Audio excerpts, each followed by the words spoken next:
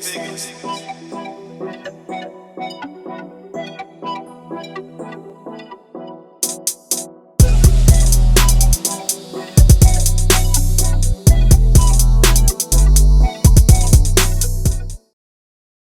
got a very, very, very interesting podcast or episode for you guys today.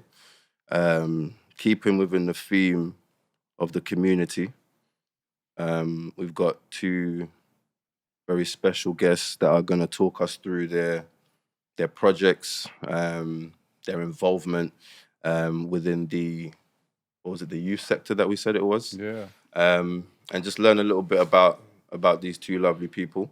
So introducing Carl and Karla. If you just kind of, say what's up, and just tell us a little bit about what you guys do. Well, go on, John. Okay, I'm Karla, and I am co-founder to Project Youth. Yeah, Carl, as we said. Yeah, Project Youth co-founder as well.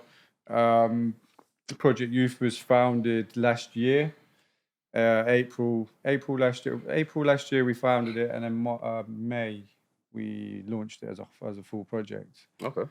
So the main aim to the project really is it's early intervention, trying to steer kids off the streets away from serious violence. Yeah.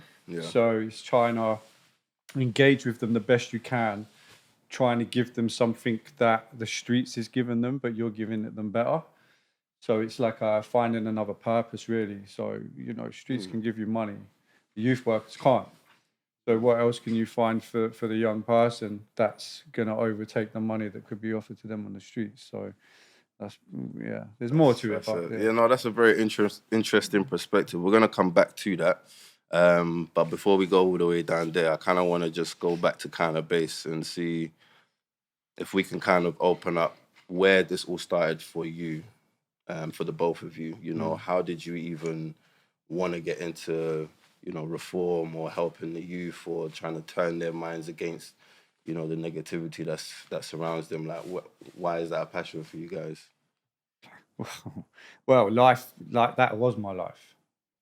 So I grew up in that lifestyle for years, from probably 13 onwards, really. And is that like gang lifestyle? Yeah. Okay. Yeah. So it was always revolve around drug dealing and knife crime, violence. And I was only a small kid anyway. I'm only a small lad now. So, but obviously as a small kid, I was unpredictable. So because I was so small, I had a lot of respect from the elders anyway. So, and everyone looked out for me because I was small, which made me want to go and do it even more because no one will touch me. Right. But then it kind of escalated from there, and then it was just causing just absolute chaos on the street. Okay. So it was, I would have never turned a fight down. Okay. And I would never turn a robbery down. I would never turn car theft, just anything.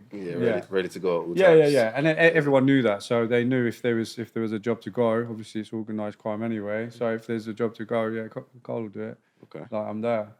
So and it led up to like the 15, 16, and then my best friend died, which at the time, obviously, that it didn't hit me really when my pa was killed. So it was just one of them things that come with the life, but because you're so switched off, because you're used to seeing that stuff. Do you know what I mean? So you're just so switched off, and it's not until like now, my later life, that it's hit me really, with the fact of all this stuff that's happened throughout my childhood. It's like now in my later years that I'm like, wow, that was a deep time.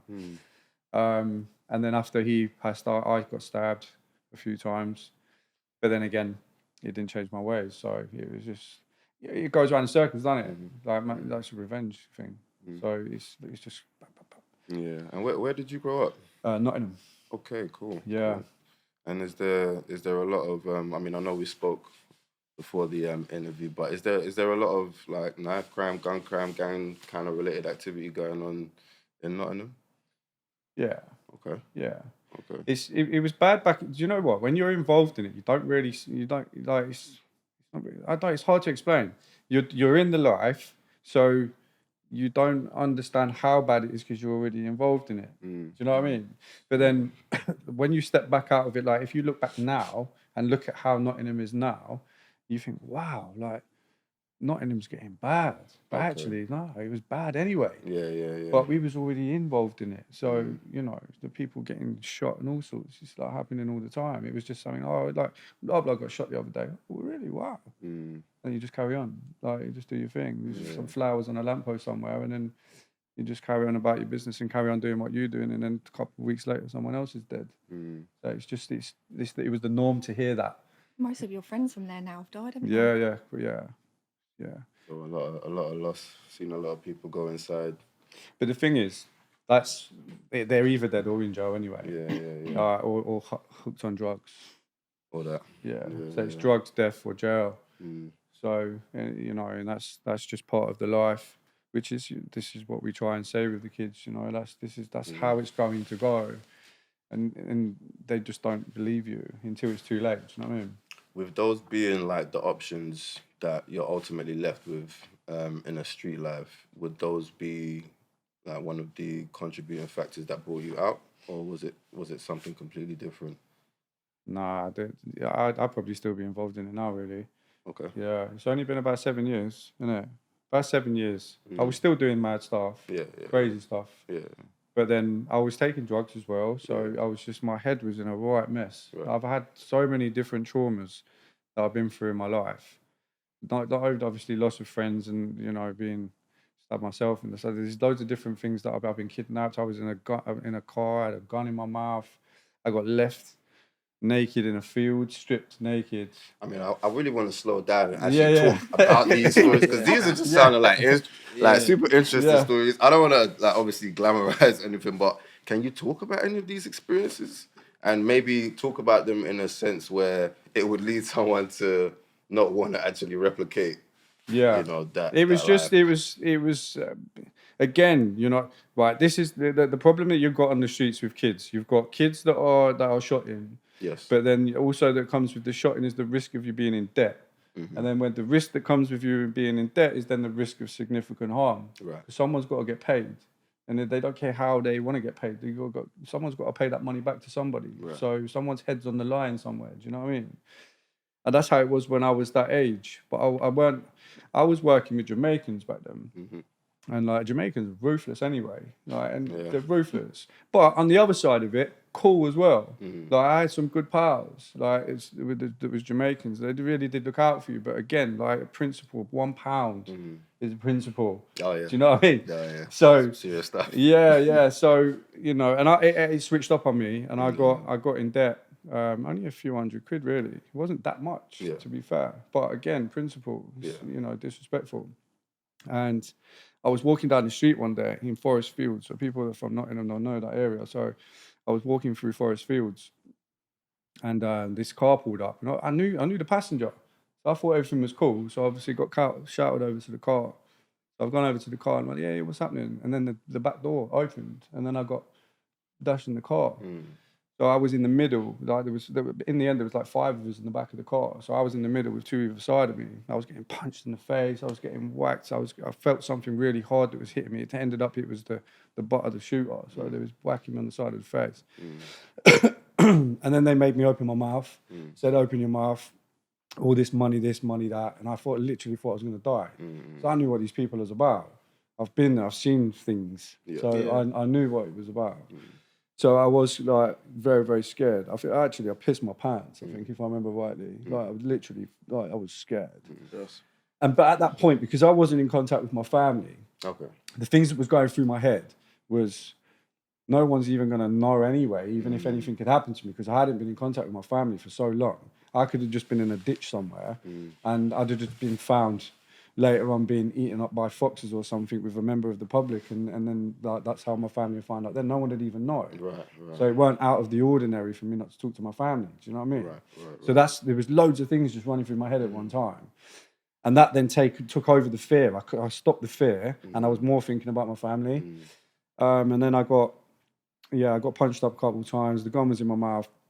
They stopped in this country field somewhere. And they told me to strip naked, and that's embarrassing in itself. Like that's a liberty. Yeah. But that was just like they're doing that on purpose. Do you know what I mean? They're going to embarrass you and let you know. You know. And then a lady, a dog walker, like saw me, and she gave me a lift in the car. Like another again embarrassing situation. You got some woman with a dog, like you're in a birthday suit with. Did you cover yourself up? Yeah, of course, yeah. I Not there mean, was you much know. there anyway back that Yeah. days. Jesus Christ. Bless your heart. Seen all that. Yeah, but yeah, embarrassing. So course, yeah. that was that situation. But again, it didn't stop me, you know. And I wish it would have stopped me, because then it probably would have given me that mind, that thinking skills of like, you know, this ain't right. I shouldn't be doing stuff like that. And these are who you're supposed to call your friends. And like actually in that game, they're not your friends. Like you people that you grew up with at school, and you've brought this code within each other that it will spin on you very quickly, and it can. The minute things get in the word that I still talk like kids, like peak. As soon as it gets peak, they're it's done. They will stitch you up. I know of people it's happened. People go off and do murders, and they do it for their friends and stuff. And then the minute that there's an opportunity for giving evidence in court to not get a sentence, they're squealing on you. 100%. Yeah. So there's no loyalty when it comes to an M charge. Put it that way. Do you know what I mean? So this is, you'd think that it's enough to stop you, but it won't. It won't enough for me. So what was it ultimately that said, you know, enough is enough? Like this needs to stop. Like This is like moving years now. So I went to jail. So I was still involved. I moved down south. I got moved out of Nottingham because I was so bad, and I got a third strike charge. And because I was taking drugs undercover. I was an undercover addict anyway. right. That's another thing that probably made me even more mental, because I was just doing crazy things, but I was taking drugs at the same time. Right. So I was well unpredictable, even worse. And then having the pressure of hiding it. Yeah, as yeah, well. definitely, yeah. So they moved me down south and they put me into rehab, and I thought, yeah, I'll swerve it. I'll go rehab for a bit. But when I was in there for a little while, you had to start talking about all your past stuff and that. And I didn't like that. It started making me really angry. Everything started to come, my emotions started. And I hated everybody. Everybody in the house I hated. I tried to have a fight with the manager. I just didn't like anybody. But I had to deal with it, otherwise I was going to get 7 years. So it was either deal with 3 months in there and swerve it all right, or go back to jail. And I thought, yeah, 7 years is a bit long. Do you know what I mean? It's a little bit. Yeah, to do 9 months in 7 years, I might as well just stick with this. Do you know what I mean? Yeah. So I did. I stuck with it. But then the minute I got out of rehab, I just dropped back on it again. I was just back involved with somewhere along the lines of drugs, whether it be dealing it, or, you know, that was all I was used to. It was just about money. I was just wanting to make money. Do you know what I mean? It's really hard. You've got a criminal record. You can't get a job. You can't even work in boots. Do you know what I mean? So the only way that I saw that I could make money is dealing drugs. So that's what I was doing. So I got involved with a gang from Hackney, actually. And that was that come out of a mad situation as well. I was out on a night out, and there was this kiddie getting weighed in by a few lads. And me being me, like Chavi in my night tracksuit, I just thought I'd jump over there and help him out. Of course. So I helped him out, and then a couple of days later, he said, "Oh, do you want a bit of work in that?" I didn't know he was a shot at the time. I said, "Oh yeah, I'm up for a bit of work, for a bit of labouring and that." It turned out class A drugs. A bit of labouring. yeah. Well, I'll do a little bit of labouring for you. So that's how I got involved in that. And again, you know, there's rules to it. You get rid of this pack, you get paid that much. And this, do you know what I mean? It always comes with it.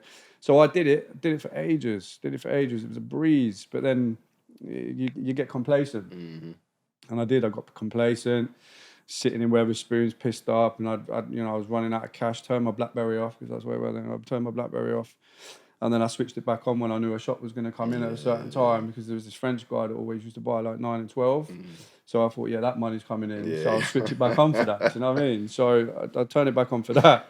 Yeah. And then this geezer's coming in, and I'm just rolling shots across the table in front of people, just pissed and stupid. Oh, wow. Yeah. He was out here, boy. Damn. Yeah, I swear. So that one that got me caught, though. So I needed to go and get a charger from BlackBerry.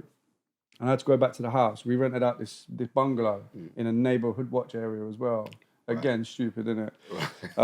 But it was kind of the only property that was about at that time. So we just kind of put it up, and we said to the boys, do not come to that house. Just stay away from the house. And a couple of times they did turn up with Zarp alleys on. And it's like, you're mad. You're just going to get us raided. It don't make no sense, because this is like, it was neighbourhood watch. You can imagine the kind of people that are living in the houses. Yeah, the curtains all shifted. Yeah, definitely. Yeah, and they're just judgmental people. Of course, yeah. So I've gone back to the house. I got my pal to come pick me up because I've been drinking. And he come and pick me up. I was with this kid called Winston. And they come and pick me up. Gone to the house. And as I've got out the car to go into the house to go and get the charger, unbeknown to me, there was a car that pulled up at the side of the car that I was in, like 4 up. So they didn't bother telling me until I'd already been nicked. So I've come out the house, I've got back in the car, went to go down onto the seafront, down at the pier, went down there, went to go and get some bud because I was smoking at the time. And as I've gone there, the feds rushed my car on the seafront, bam, bam, bam, like, get out of the car. And I got nicked, but at that point, there was already going to be raid in the house. But it turned out they wasn't even looking for me. It was just because I'd come out the house. So they followed me in the car, and then they pulled us up in the car, and I think it was like 18 and 3 in my pocket and like 300 quid. Bang to rights there. I tried the old black, this is personal stuff, but I didn't even know about the use. Do you know what I mean? So it didn't work. Like when they had my BlackBerry and all that, I knew they was probably going to pick up something on there. Do you know what I mean? But yeah, that's how that come about, and I got caught, got sent as well. I was in the interview, and obviously they're trying to give it like, because my last name was the same name as the county line, which it didn't go in my favour, put it that way. So I was thinking, how the hell am I going to get out of this one without mentioning names? You know what I mean? Because I ain't the leader of this line, and I'm not taking the rap on that. But how am I not going to take the rap without saying anything? Do you know what I mean? So I'm not taking this. Yeah. So I was sitting in the interview thinking, oh my God, they're firing all these great. We've still got the papers at home, haven't we? Yeah. I've ruined their life in there. Read, actually. And so I'm sat there and I'm thinking, fuck, like, what am I going to say?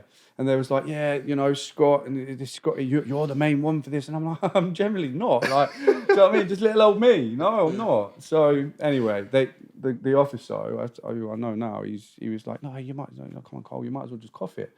I said, well, you're mad. What, I'll be in jail within the next 4 weeks. I said, I'm just going to keep going the way I'm going. I'll have at least another 6 months. Do you know what I mean? So I'll have another couple of interview callbacks, because you're going to have to do a bit more investigation on my phone and all that shit. Then you're going to have to question me again. That's another couple of months. So like, we're taking me up to about August, September, surely. Do you know what I mean? And he was furious. Still to this day, don't really talk to me, right? Because I have to work with the police now with my work and that, and he's still a little bit iffy with me. Do you know what I mean? Yeah. It's understandable. I made him have to do some work, to be fair, but. And then I got sent down. Right. So then when I got sent down, I was shot in coke anyway. Even though I'd been nicked, I was still working. I had to make money still. Yeah. So I was in the clubs and that, doing a bit of coke, and I had this kiddie working for me, and then I'd got locked up, but I left everything to this boy. Just as like, keep sending me money in every couple of weeks. He was making some money, that line. It was probably, at the time, it was about it was got to be about 4 or 5 grand a week, easy. But he had it cushy. Do you know what I mean? I should have been getting a good 5 grand a week, easy, like £1,000 a week in my canteen. Do you know what I mean? But I weren't getting it. He blocked me off completely. So I thought, all right. So then when it was getting close to coming out, I went on my phone and I was just checking Facebook, and then I saw he was in a relationship with her, and I thought, oh, all right. Because I had a lifer pole that I was chilling with at the time. This sounds like it's going to get real interesting. So I just want to make sure the mic is... Oh my gosh, this sounds great. This is wonderful. I'm not going to lie. That's when I found out he was in a relationship with her. I'm like, oh, shit. It's like Jeremy Carla. This is amazing, right? So like there's we have got the story, like, but yeah, anyway, I said to my lifer pal, and I said, wow. I said, I recognise that girl from somewhere.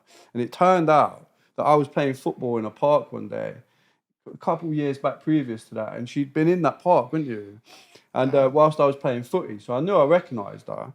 So anyway, I said to my life mate, I said, when I get out, I'm taking this girl. That's how we feel. Well, I was just not really. You know, when you look at it, like, oh yeah, I'm taking your missus, no, brother, I'm joking. Like, but I'm going to take his missus. And he was like, oh, bro, you're cold, you know. I said, I guarantee you, I'll be up and visiting you within the next 6 months or so. Yeah. So I got out.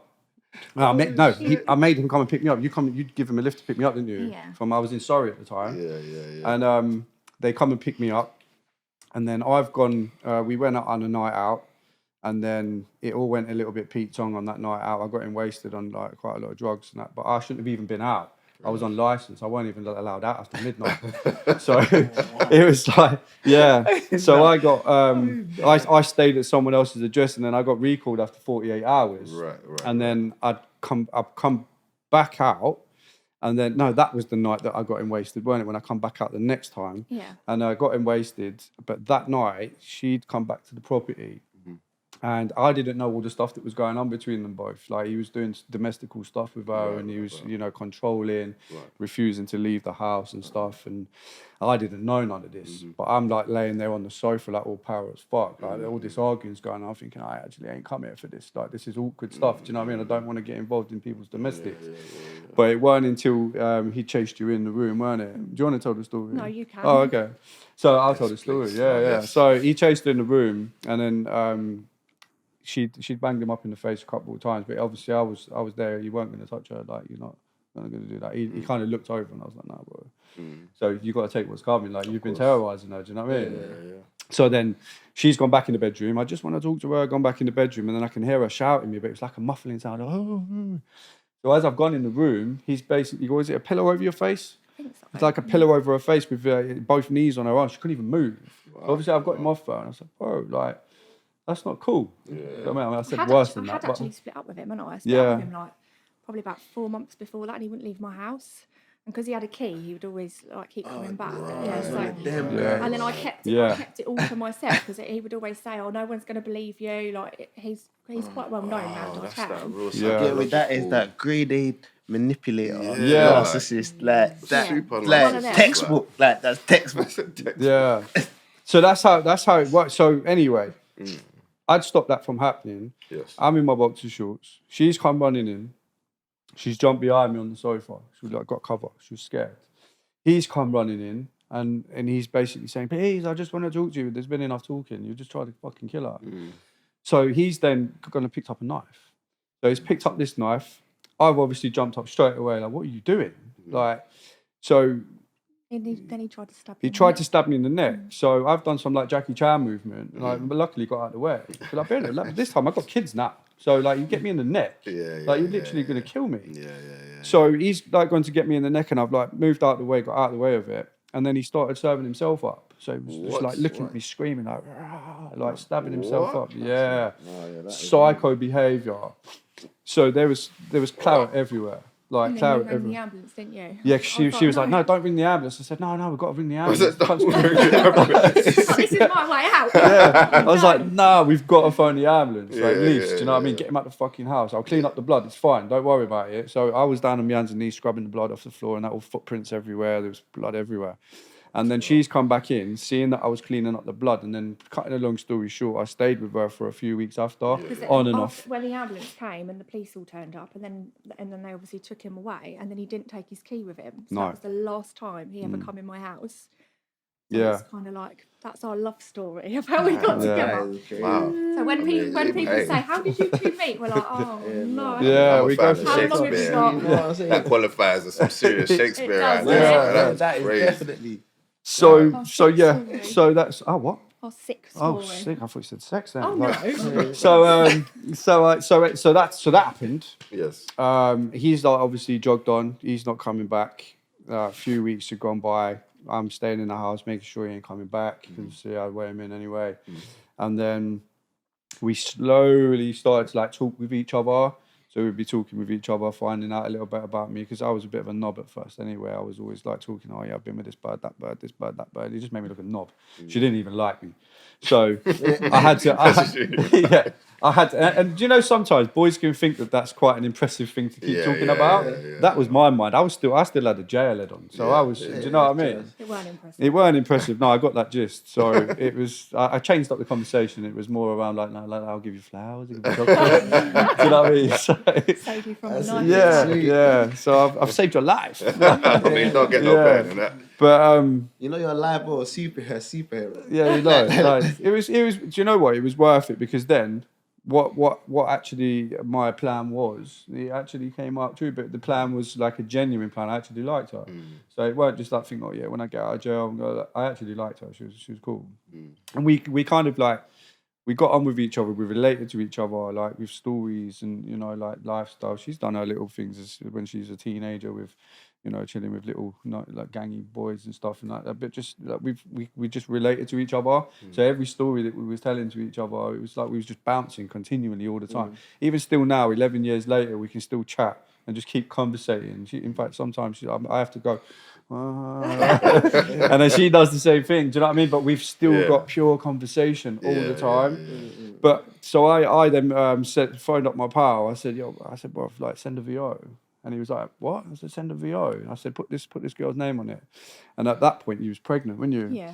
So we've rocked up to Surrey, and she's come walking in like pregnant like that. And he was like, oh my God. Like, and I was like, I told you. Like, I said, you should say we carry my baby now. So we was on it. It was in it. That's what you call live manifestation. I'm telling you, bro. I'm telling you, that is crazy. So he was buzzing. He couldn't believe it. So we was just sat there having a proper chat. I was getting him munch and that with her, and he was talking to him because he's a cool guy, man. He's a good guy. Even though he's in from them charges, like, he was actually a cool guy. Like the whole story around his crime was bullshit. Yeah. Do you know what I mean? It was just time. Yeah, it was bullshit. It was just one of them loyalty things to your pal that went literally the wrong way. Yeah. Like, do you know what I mean? Yeah. So he really did deserve it, but didn't deserve it. Do you know what I mean? Yeah. So he's not like some guy that goes chopping up people every 5 minutes, and he's just circumstantial. Yeah, definitely. Yeah. So then that happened, and then I needed money again, didn't I? Yeah. So I.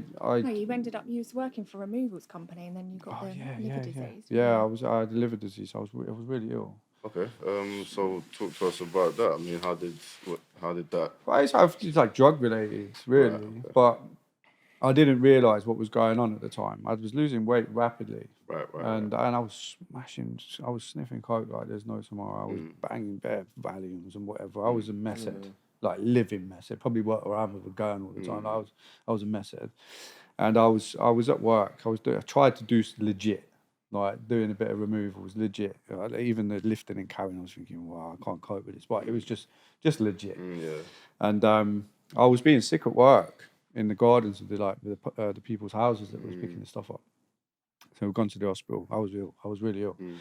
And they put me on this like chemotherapy stuff, and it made me mentally unstable. Like it was not good for me whatsoever. Right. And it was. And at that point as well, I'd been involved with different things, and I was shooting again. I've been involved. I was doing things in different areas back in county lines. I was always running. I was always into county lines. That was always the stuff that I'd choose to go into because it was easy money. It is easy money, but the stuff that comes with it's not. Like it's not easy. You're constantly watching your back all the time, or you've got my man that's just setting up a line over there. And he wants to woo you. Yeah. I know. That's what I mean. It's just not like people don't understand. It's not that easy. If you're not about it, just go to school, man. Just don't get into Do you know what I mean? First, go to school seriously because it's not for the faint-hearted. So I got ill, and then mentally. Lost the plot stuff was going on at my house, like out of character stuff for me. Do you know what I mean? The stuff we just spoke about with the other kiddie, that kind of like in a way turned into me. Yeah. But it wasn't me. It was just I don't know what happened. I was like psychosis and stuff like that. It was just crazy. So I was removed from my house and I couldn't live there anymore. Kids were seeing some emotional stuff and other stuff they shouldn't be seeing, and it was that point really when someone's telling you can or you can't do something, you're not in control of your life anymore. Someone else is telling you what you can and can't do, and that's what I struggled with. That I did have an outburst for a few months, didn't I, at first? But then I woke up one morning and I was just like, I was in a trap house, and I was literally like looking at what am I doing? You had to be removed, didn't you? Yeah. From the house. Ties. It was hard. It was hard. Wow. Yeah, it was a hard time for me. Yeah. Wow. So when it came round and we managed to fight the system, as to say, it was at that point then it was like I've done my time now. Okay. Like I'm not getting any younger. It hasn't got me anywhere. Do you know what I mean? The only thing it's got me is like 8.5 years of prison sentences, a DBS as long as you're on. Like, do you know what I mean? So you're checked out. DBS. Yeah. No. I'm gonna have to say it logistical, like DBS, like criminal record check. But it hasn't got me anywhere at all. Scars, just criminal. It's just not. It's not what it's set out to be. So I made a promise, and I said, like, from this day forward, I'll stop, and I did. That was me from that moment on. Like, I weren't doing any more from that. It was hard. I'm not gonna lie. Yeah. Having that something that's entrenched in you for so long. Do you know what I mean? Just behaviour that's just it's conditioning. Yeah, definitely. And that was some hard conditioning as well. Because there's a moment, even still to this day, man, like I could slip straight back into it quite easily. There's people piss me off all the time. Of course. Yeah. And I could easily, I have to get reined in. Like, yeah, I do. I have to get reined in. I've got good people around me at the minute, and they do rein me in. She reins me in. Our bleed trainer reins me in. I was kicking off on. I was going to kick off on social media the other week, and my bleed trainer was messaging me, like, "No, Carl, no, don't do this. Like, it's not. We've got so much to lose, and it's like it's that stuff that's rein because I have got a lot to lose now. Back then, I didn't really have nothing to lose. I just crack on, do what I got to do, and then just reap the consequences. One question I wanted to ask is like, you see, when you was going through it, do you think it's like it desensitized, like, because you started from so young, it's like, do you think it desensitized you? So even as you progressed into your adult life, it's like, even though, like, that, you see how you said you could slip back into it, it's like it just lives with you because of the experience. It's like you've just been permanently desensitized to certain things. Like, it's a similar feeling that I've had, because I said there's certain things that I like, when it's like when I went to university, when I realized it. So when I spoke to people and they said, yo, I'm chatting, I'm like, yeah. And like, why are you talking about people getting stabbed like it's normal? And I'm like, bro, like, that is when it clicked with me. I was like, bro, like, this is not, to me, I'm talking about it like it's good. And it was they was like, I said, well, you don't know no one who's been stabbed? No. I said, bro, and then that's what made me really analyze, like, yo, the conditioning totally desensitized the way you see the world, the way you think about things, the way you act, and the way you move. So I can relate with you when you say that. It's like, because it goes on wherever you live, isn't it? And some people have been brought up in a good way, as they say, or a nice area. Like, but what's a nice area these days? Exactly. If you're looking at London, you've got all like your Kensingtons, your Chelseas, but shit's happening up there as well. Real shit's. Do you know what I mean? So nowhere is like your good area. Yes, you got a good job. Yes, you're making some money, but that your streets are still as dangerous as other people's streets. Do you know what I mean? And this is what people don't understand, that, and they're walking around with their rich stuff, their watches and stuff. It's like, but be careful, bro. Do you know what I mean? You might be walking in your nice little area, jumping into your... getting tracked. Yeah, exactly. But that's happening these days, isn't it? They're banging trackers on cars. Like, it's crazy. So, it's crazy. So it is like wherever I think it's where you come from. And I think I was dragged up anyway. So council will stake flats and all that stuff. Do you know what I mean? And everybody that we was chilling with was from the same environment. Do you know what I mean? Parents working 2 jobs, and they didn't care whatever jobs that were. Mum was working in a baker's shop one time. So she was bringing, like, because obviously we ain't got much money. At the end of the day, where she's working in this baker's shop, she's bringing back donuts and cream cakes and stuff because it was going to get thrown away. So we're munching it in the kitchen. Oh, like, what you bought back today? Oh, jam donut. Oh, sweet. Because that's the only kind of treat that we get, because we didn't have the money to go to the shop to buy a treat. Do you know what I mean? So that's that in a way that makes you or drifts you into that life. Like youth clubs, you've got youth clubs that are breeding grounds for that. Breeding grounds, and that was a breeding ground for me, because you got the older generation in there that are eating and drinking the expensive stuff, and you're sitting there and you're not eating the expensive stuff, and you've got Quick Save. I don't know if any of you ever remember that shop. So we get back still. We've got the Quick Save shops and like Food Giants and that. We're going in there for your cheap packets of crisps and stuff, and they're all eating Walkers and Kit Kats and. Do you know what I mean? I want some of that. Like, trust. Give me a crisp, bro. Like, so it's just one of them. Like, so you're in there with them, and that's a grooming ground. Do you know what I mean? And that's how it started. I want a piece of your friend, though. Like, so, but that's how it started. I did want to go back, because we were talking before we started today, and you were speaking about what I kind of felt like were incentives for leading youth out of the lifestyle that they're living. One thing that we observe is the conversations always had like, all right, what can we do to, bring the kids out? And then someone will say youth club, or someone will say activities, or someone will say something random like, I don't know, just some random stuff. And these things, although they might work for the 1, 2, or 3, to date, they haven't really been making massive impacts. But what you discussed was something that I've been thinking like, Rod, people need incentives. It's like if you're working.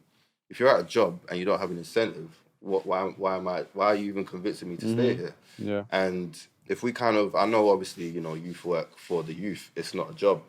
But if we kind of look at it through that analogy, it's like you're giving them, something that isn't really being offered in what I've heard. Can you just talk a little bit about that? I think the main, I think that, look, what you got to see in communities, like youths have lost their voice, innit? So, you know, and when you're looking at like kids that are leading bad behavior or bad choices, like them bad choices and that bad behavior is the only thing that's ever concentrated on their forward, yeah? And that's exactly the same as when it comes to education and in school. Like we go through the same thing with our own kids anyway. Like even though we run a youth project, we still have our own issues at home, do you know what I mean? But you have to separate the two. But when you've got like education systems and you've got like, you know, kids that are struggling and slipping through the net, for example, whether they're on the spectrum of it hasn't even been picked up yet, you don't know if they've got ADHD or autism because no one's noticing this stuff. So they'll slip through and their behavior will start to escalate. When it starts to escalate, rather than looking at why they're doing the things that they are doing, they'll then be painted the bad kid, and then each scenario that had happened with whatever they've done, they just exclude them for a day and a half. So then when they're excluded for a day and a half, where are they going? So some of these parents are actually out working continually. So the kid's not going to be at home, is it? Going to be out on the street. So they're going to be around the other people that are doing exactly the same stuff. So they're getting excluded from school as well, isn't it? Another day and a half. And then there are 4 of their other pals in there. So when they start to do good things within school, because they're so used to the kids being bad, they won't pick up the good. So then the kids are thinking, well, fuck it. It doesn't make no sense even being good then. So we might as well just continue being bad, which then any kind of interaction, whether it's good or bad, is an interaction, but it's the wrong interaction that they're looking for. So when we work with our project, we try and do strength building project. So we're looking more around what they are good at. I don't care about what the stuff that you're bad and you're naughty for. I want to know what you're good at, because then when you're working through the sessions with them, you can pick out the naughty things as you go along, but don't just solely concentrate on the bad stuff. You concentrate on the good stuff. How often do you go to school on time? Yeah, I don't. I'm late every day. But Friday comes and you have a session with him. Yeah, what time did you get to school today? Yeah, I was there for 8:15. Fuck you. That's good. So you're now giving them a positive reaction to something that they've actually done good, even though for the 4 days of the week they've been late, but pick them up on the Friday that they've been there on time. But you don't forget about the Monday to the Thursday. That's in the past. I always say to her, that's old newspaper. Like if she brings something up in an argument, I said, yeah, that was yesterday. I don't even want to talk about that. Yeah. That's done. That's see you later. And that's how it kind of should be with the kids. So then when you're speaking with the kids, you're asking them, like, instead of adults telling kids what they feel that the kid should want or the kid should need, it's about the kid telling you what you feel that they should want and what they should need. What's going to benefit you? What's going to benefit me? Obviously, in the youth perspective, yeah, it's going to benefit me because it means I'm doing a good job. But no, you're not doing a good job because it's only going to be half and half. It's not going to be 100% because part of it's you that's pushing it onto them. Would you say that positive reinforcement is definitely what kids need? Yeah. Because in my opinion, it's a very vital thing that you need to provide kids with when they're growing, because you see the things that you reinforce positively, the things they will tend to focus on. So if you only focus on the bad things, they're gonna just think, okay, it's only the bad things you care about, so that's the bad things. Yeah. Because if you think about it, it's like if say kids, they might not openly say they want attention and they need these things because they don't actually understand that's what they're craving. Yeah, so say they want to focus on the negative things because that's what gets you to because some kids actually do like bad stuff to get people's attention because that's the only time anyone ever focuses on them. Like, when they're doing the other things or the good things and this, that, no recognition, and that's why I say the positive reinforcement goes a long way.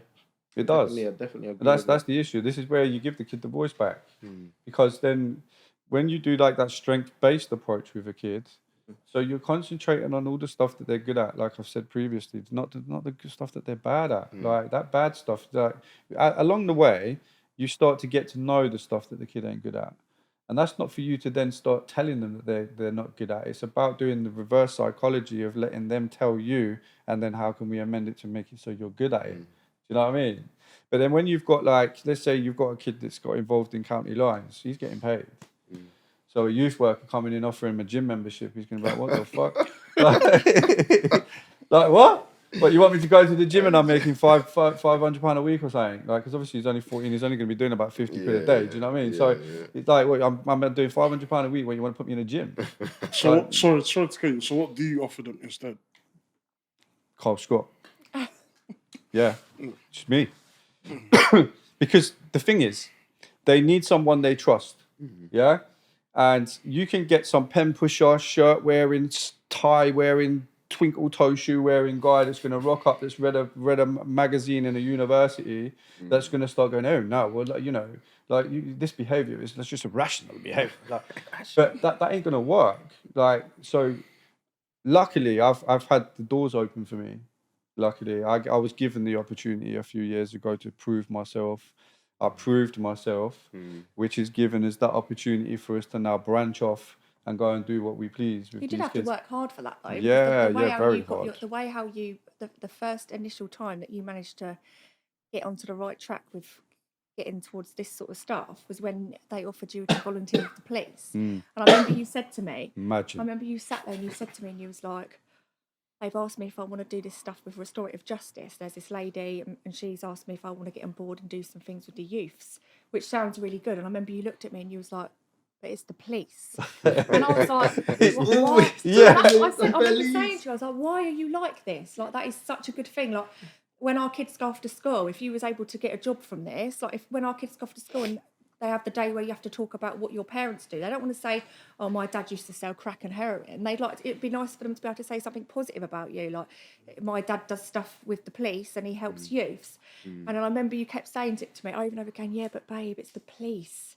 It's the police. And I was like, when are you going to get over this? Yeah. I can't be going with no police. And then you kept saying to me, like, what are people going to think? And I was like, why do you care what people think? Why don't you care what I think and what your kids think? Like, why is it about what all these people that you've had to drop out, why is it about what they think? Half of them are still in prison, half of them have died, half of them, you know, in a bad place, they're still hooked on drugs. And yet you've got to make that change and move away from that. And you did.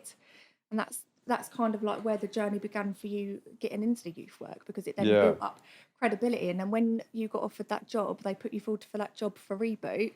You only got that job because you'd volunteered with the police. Yeah, mad. That's it crazy. were as well. That's I mean, crazy. the thing is, like, yeah, I did question it because I thought, wow, like, I can't, like, I'm like, usually they're coming into our domain. Do you know what I mean? But then when I had the opportunity to volunteer with them, I was now going into their domain. Yeah. So it's like that don't usually happen, especially with me, because half of the coppers that was in the nick and they've all nicked me. So they was all up my arse, arresting me all the time, doing me for scraps in Hastings and because they only knew about me because I had a tear up. So because I had a tear up, they've obviously nicked me. I've got arrested for this battery ×2, and they saw my depths. And they thought, wow, we've got this guy. Who is this guy? Like, they've obviously saw my shit. So then from then, they was up my arse all the time. I had a driving license, getting pulled over. You ain't got a license, no insurance. Yeah, I have. No, you ain't. In Sainsbury's car park in front of everyone. Wow. Yeah. And I did have insurance. And then they pulled me over again. And then I had a job and I was doing like care work. And I did try to change again. And then, pulled me up in a car park saying, like, how have you got a job like that? Like, leopards don't change their spots like that, bro. Wow. Like, really hot. You know what it's like. Come on, like, they're on your balls, mate. Spots, so it was just like, I just thought, wow, like, why am I even bothering to even try it? So me going now into their domain, for doing that kind of work, I was questioning a lot. And I don't want people thinking that it was like snitchy and stuff like that, because no way on earth, bro, I have never snitched on a man in my life. Of course, yeah. So it's like I wasn't doing it for that side of it. I was doing it for the kids. Of course, yeah. Do you know what I mean? No information given, like none of it. It was for kids that was like putting themselves into like predicaments that was very unsafe. How does it feel? I mean, this is an obvious question, but being that you were literally the adversary to those boys in blue, how does it feel now to be the one to advise them on how to conduct themselves, or vice versa? I've actually got a really good working relationship with DCIs, inspectors, a really, really good relationship. Like through conversation wise, I can literally WhatsApp a DCI and say, like, I'll put something over to them, and then they find me. I'm on the phone for like an hour. Yeah. Just full blood. Just even though just talking. Oh yeah, my tyres were flat today, mate. Oh, was that? Yeah. I was gonna go and put some petrol in. Like that kind of conversation. Do you know what I mean? Because like I think the reputation that I've built up with the work that I've done and the amount of kids that I've got off the street, it's gone in my favour, and it's also gone in the favour of safer streets, for example. And it's less like what was it, like 77 kids? Yeah. Well, 77 kids. So that's 77 kids that are now less likely to be stabbed and die. Do you know what I mean? So that in itself, really, I think it just built up that reputation. But when I had the job, because I had a job, it was the biggest intervention program of its kind in the UK at the time. Built up down in the southeast. The Home Office had this serious violence strategy that they put in place. Gave like £1 million to it. Okay. And I happened to get one of the jobs. So I covered quite a lot of areas on my own, doing this youth work. I was in a newspaper. I got a nomination for Best Newcomer Youth Awards for the country. So it was quite big. Yeah. So then I was thinking, wow, this is my thing. Yeah. You know when you find your niche. Yeah. That was my niche. Yeah. There's no more selling drugs and stuff like that. My niche is kids, youth work. Do you know what I mean? Okay. So that's what I did. Then unfortunately, they lost their funding. Right. So then I'm sat in a barrier, what am I going to do now? So then my head's triggering again, It comes back to that sense of purpose, like what you were saying, having that sense of purpose. And we sat down, didn't we? And I thought, God, now he's not got this job, he needs to get involved in something. We set up our own youth project, and that's how it kind of was born. Well, this is where Project Youth has come from, which was the next question. Yeah. So let's talk about Project Youth and the inception. Go. I talk too much. You're all right. Go on. So that's what we did, didn't we? We sat down, never had any experience of doing anything like website building. We did it through GoDaddy in the end, didn't we? Yeah. And we sat down, spent a day on the sofa, come up with a name, you made the logo, didn't you? Yeah. And then we created a website, and then we tried to work quite hard, didn't we? For probably about 9 months, we was trying to get up and running. We had our thing on Company's House turned down 3 times, didn't we? Really? Yeah, we had no experience of applying for anything like that. That wasn't our sort of life. Obviously he's worked for different projects and stuff, but we've never had experience of setting up our own one. So we had it turned down, didn't we? And each time it would come back and it would say, you missed out this. So then we'd do that bit, send it back off. And then after the 3rd time, eventually it got accepted. Then we had to look into all the legalities of it, and you needed insurance, you needed all this other stuff. So it was every time something... Privacy policies, safeguarding policies. Very, very long-winded. But then after that, we got it up and running, didn't we? And then because of Cole's working relations that he'd had in the past, so where he had a bit of involvement with the police, he'd worked for Reboot, which was the early intervention program. Okay. He'd got quite a lot of different links, so then we was able to start it up, and that all helped. Yeah. And then at first we had the intentions of just solely doing mentoring and running workshops in schools, and then we started installing bleed control cabinets, didn't we? And then that ended up getting quite a lot of publicity, so that was what set it all off really for us. Yeah, mad. We went absolutely mental. Well, it's gone bigger than what I expected it to go, to be fair.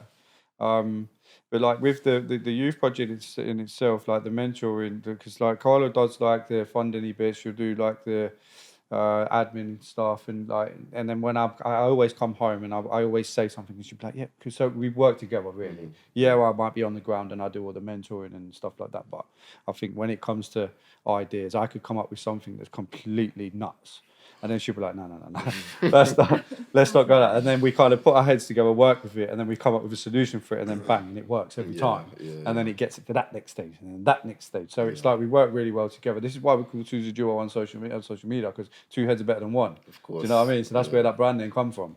And so then how the bleed control, that was another scheme that was added on alongside it. So originally, a couple of years ago, was it before COVID or was it after COVID? I think it's before. So before COVID, I was going out doing little mini documentaries on my life. Okay.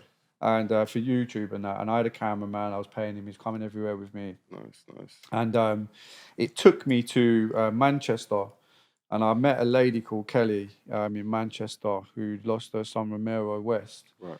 And he was stabbed on his first day of college, and by I think it was from a gang from Moss side. I think wrong place, wrong time for Romero really, and he got chased down in a car, and they caught him, and he got stabbed. So following on from that, obviously I got in contact with her. We was talking, so I thought I wanted to film something on that, because I wanted to show a mother's story of losing her boy. He's 16, first day of college. He's never going to college again. Yeah. He's just been picked up by his pal, gone and picked up another pal, got spotted by someone in another car, chased down, and he's dead. What the fuck? So we drove to Manchester, and I did some filming with her, called it Miro's World, and we went and walked through the streets with megaphones, knife crime kills people, like, you know, stopped all the traffic. Like, it was a big day. And she mentioned something about bleed control cabinets on that day. And I was like, what are they? I didn't even know what they were. Because I keep thinking out of my head, I'm confused. Yeah, exactly. Yeah. So I was just like, what are they? So she explained it. And at the time, I was friends with another guy, and he lost his brother, and he was doing stuff to do with knife crime. Everyone that I was around at the time had either lost somebody or we was ambassador to knife crime in some shape or form, yeah? And I'd mentioned the bleed control cabinets, and I was like, this is something that is desperately needed on road. So we need to jump on it as quickly as possible because there's so many people that are getting killed. We should have known about this ages ago. So I was doing a bit of modelling for a clothing company from Scotland. He was sending me like bare clothes and stuff, and I was just doing stuff for his website and that. And then he funded the first money for the first cabinet that we had. So that cabinet was out in my porch for about 6 months. I couldn't get it up. No one wanted me to put it on their walls. And how big exactly is the cabinet? Have you seen defib cabinets? Yeah. The same size. Okay. Yeah, so about that big, really. Like that, yeah. Quite heavy as well to carry, but and it's all that for a bag about that big. That's inside it, yeah. So it's like on a hook inside the cabinet. It's like you should have just one about like that, but it's not. It's massive. So I think it's big for a reason because like I'm here. Okay, Do you know what I mean? was about to ask what's the reason for the size, but there you go. Yeah. So instantly, like, you know, finally we managed to get the cabinet up. Karla come, like she said, about our local shopping centre. We actually got it turned down, didn't we? So the places that we applied to get it put up, because we wanted to put them up in our local area because we haven't got anything like that. And obviously we've got kids that are growing up in our town, and our town's quite rife for things like that. And so we wanted to get it put up. So we asked the train station, because that's like an area that could do with having one. And they said no, didn't they? They kept leaving it, didn't they, for ages? They weren't emailing back. Yeah, ignoring my emails. Yeah, and it was going on and on. Obviously, we want this put up as quick as possible because if anything did happen, we would have felt so bad knowing that we've got something sat at home. So then we asked the college, didn't we? They said no. Film kids. They said, yeah, imagine. We was finding that nobody wanted to accept to have this box up, which it was the first. So obviously the first one usually would take a bit of, for someone to actually accept and say, yeah, we'll put that up. We didn't realise the amount of stigma that's attached to having like a big red box. So it's almost like no one wants to put it up in their area because our town's quite good for like tourism. If you put this big red bleed box up, it almost says that we've got some sort of like knife crime. You're going to get killed. Don't come to Hastings. Stay close to the box. Definitely. Because it's by a Jack and Potato Hut as well, so it's perfect. You can get a Jack and Potato and you're safe. But so in the end, we messaged our local shopping centre, didn't we? Yeah, Private Meadow. Luckily, they managed to get on board with it, and that's how we ended up getting the first one up. But then with that, like, I don't think Private Meadow understood the publicity it was going to get because it went nuts. Because I had ITV on my case for a good few months. How did that come about? How did that come about? Did I send a message? I think so. I think I sent an email to someone months previous. I've got a bleed box, first of its kind. East Sussex has never had one. And then this girl called Megan, she contacted, but she kept asking, any joy with the box yet? Any joy for months? Because she knew we had it. She knew we had it. As time was going on and we couldn't get anywhere to accept us to put it up. Right. So I messaged her, got a date. And she was like, yes, well done. Okay, I'm going to come down. But by that time, I'd already had GB News contact me. Right. And that was for something separate as well, because they saw some stuff on social media. Okay. And then I had BBC contact me. So within one day in one location, whilst the box was being installed, we had interviews going on over here with ITV, over there with GB News, over there with BBC. And then I had a police officer down. I had a friend of mine who lost his pal 6 years ago. He was talking about his friend and, you know, how good it is for a cabinet to be going up, you know, it could have saved his life, etc. Do you know what I mean? So we had that going on. And then because of that, there was a guy called Dave, who's a good friend of ours now. You know, I'll shout you out. He likes to be called 2 is the duo plus 1. So there you go, bro. But he saw how difficult it was for him to be getting a cabinet up a couple of years back. So they kind of gave up. But he saw that we'd managed to conquer that. So he contacted us and he said he wanted to get involved and help us out. So I was like, what do you want to do? And he said, let's do some bleed control training. Because he's a first responder. Because he's a first responder, yeah. So he's medical. And he said, have you ever thought about that? And I said, nope, but I have now. Like, what can we do? And we put it out there for the members of the public who would like to come and do some bleed control training, so everybody could be getting their questions answered about who can use a bleed control cabinet, because there was a lot of confusion going around it that only people that are medically trained can use them, which is, it's just a wives' tale. It's not, because they're public access kits, so anybody can, because there's instructions inside the cabinet and the bag of how to use the stuff that's inside it. Right. So we trained 15 people, members of the public, but on that occasion we had the Times contact us randomly out of the blue, because they was filming a YouTube piece, and they asked if we're doing anything currently for them to come down and interview us. And I said, well, yeah, actually, we're doing some bleed control training. They said, sweet, we'll come and film that. Yeah. I was like, all right. So I said to you, didn't I, the Times are coming. And then 3 days after the Times said that they was coming, Good Morning Britain contacted us. Right. And then they said, what are you doing? And I was like, well, I'm doing some bleed control training. Sweet, we'll come and film that. Yeah. So I had the Times in one corner and GMB in the next corner. Yeah. So they was both filming the first load of bleed control training, and then which was on the Tuesday, weren't it? Yeah. And then the Thursday we was in GMB studios in London. So sat in front of like 1.2 million people, chatting about bleed control training with the kids. Yeah, yeah. So we didn't expect for it to go as far as it has, because we're just youth work mentoring workshops in schools. But because we've added in the scheme of the bleed control cabinets, it's now like literally we've got like a whole holistical approach to community work. So community safety being number one, with the bleed control cabinets, but then community diversions and positive activities, as well as mentoring for the kids. So we've got that two separate aspects with the youth project, which I think is the reason why it's doing so well, because there's nothing like it. Yeah, I mean, I haven't heard of anything like it myself. I mean, I was just gonna ask, you know, it's a two-part question. What was the process for you guys? I mean, do you have to become? Oh, sorry, I've got eyelash in my eye. Goodness gracious!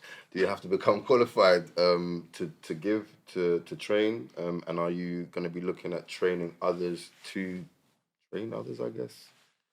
So basically, I'm a facilitator part 2. Okay. So, which means my first responder's co-facilitator. I'm co-facilitator, so he's the main facilitator. Right. So he will stand there and give the medical jargons to everything and everyone.